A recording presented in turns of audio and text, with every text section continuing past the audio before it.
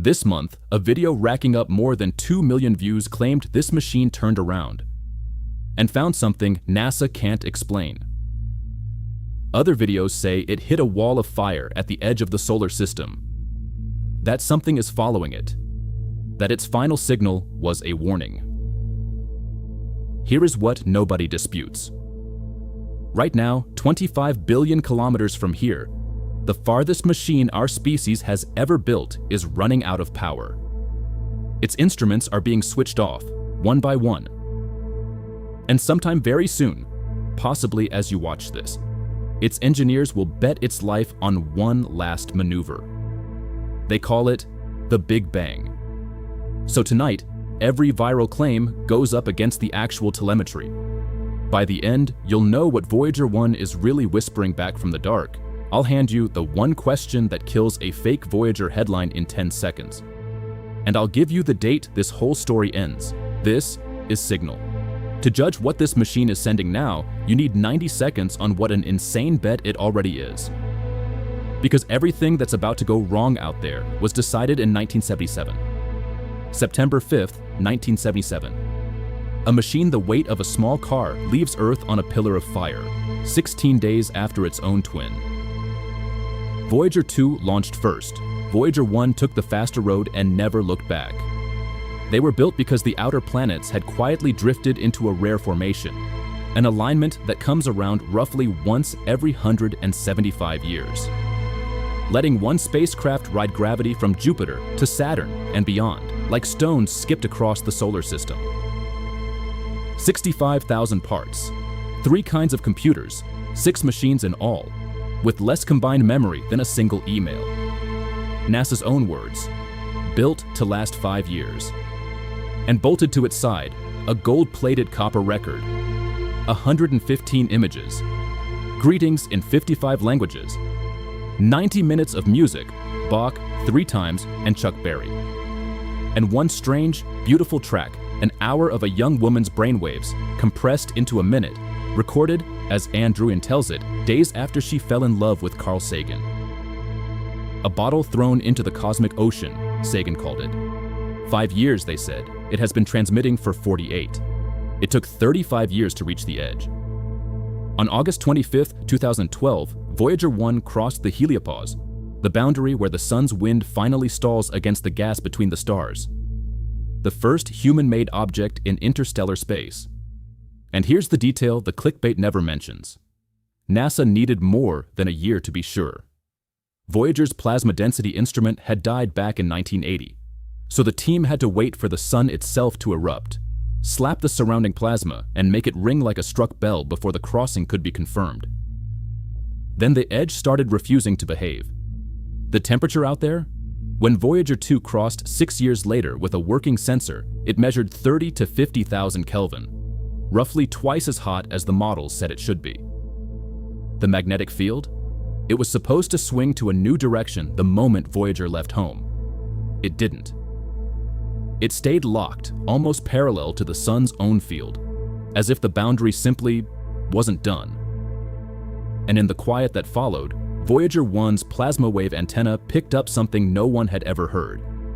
A faint, steady, narrow hum.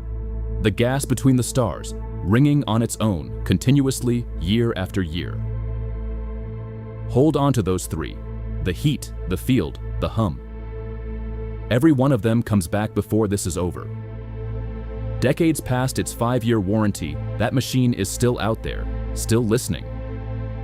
Everything you just heard comes from the papers and the telemetry, not the thumbnails. That's the whole channel. Hype in, evidence out. If that's the version of space you want, subscribe. November 14th, 2023. Voyager 1 stops making sense. The probe is still flying, still listening, still executing commands. But everything it sends home is garbage. One repeating, meaningless pattern. For 5 months. The cause, when they found it, a single memory chip. Worn out after 46 years, or struck by an energetic particle from deep space. No one can say which, taking 3% of the flight computer's memory with it, including part of its own software. There are no spare parts 24 billion kilometers away. There are no hands, so engineers in California performed surgery by radio. They sliced the wounded code into pieces, parked the pieces in scattered corners of a 46-year-old memory, rewired every cross-reference so the fragments would still run as one program, and transmitted the fix. 45 hours round trip at the speed of light. On April 20th, 2024, Voyager 1 answered, coherent, alive. By June, every remaining instrument was doing science again. So when a thumbnail screams that NASA can't explain the signal, that's a case NASA closed. With the most remote repair in the history of engineering. But what the repaired probe has been sending back since, that's where this stops being about clickbait. And let's be honest about why those videos get 2 million views. Because the setup is irresistible. A dying probe, alone. Farther out than anything we have ever touched. In a region where the temperature runs twice as hot as predicted and the magnetic field won't let go.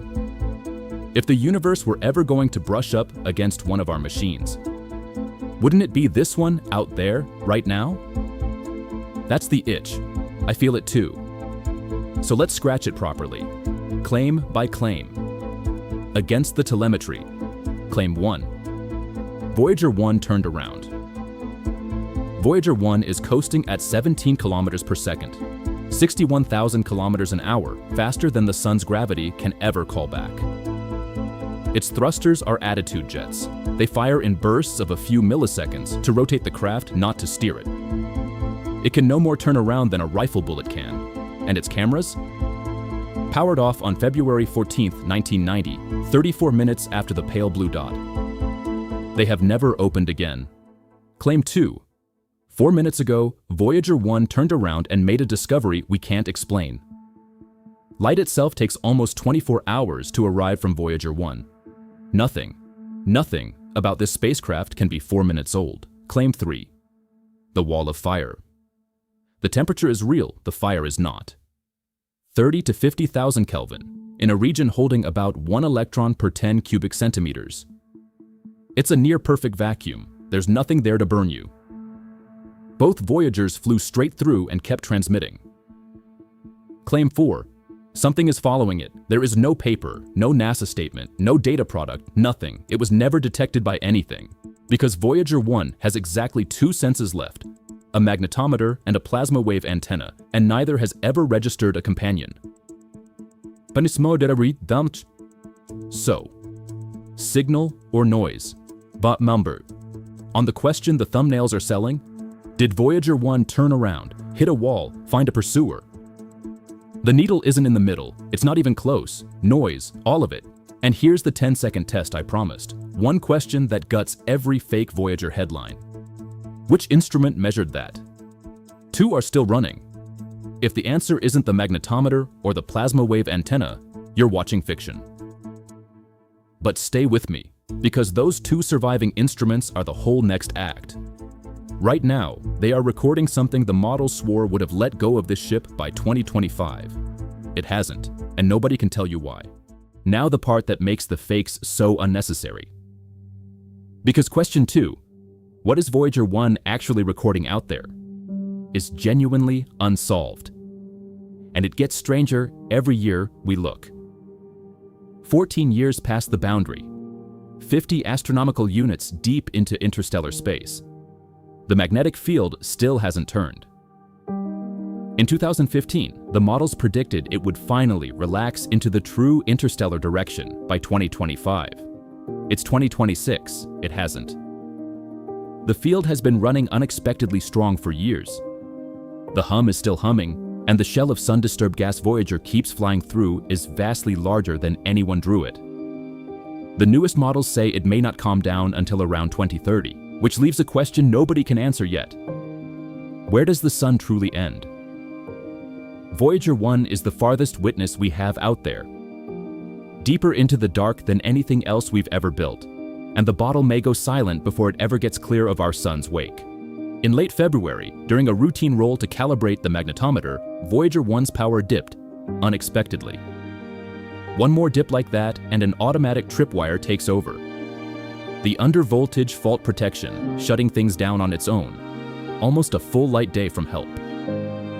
So on April 17th, the team made a choice. After 48 years of near-continuous operation, they switched off the low-energy particle experiment, the LECP. The command flew for 23 hours.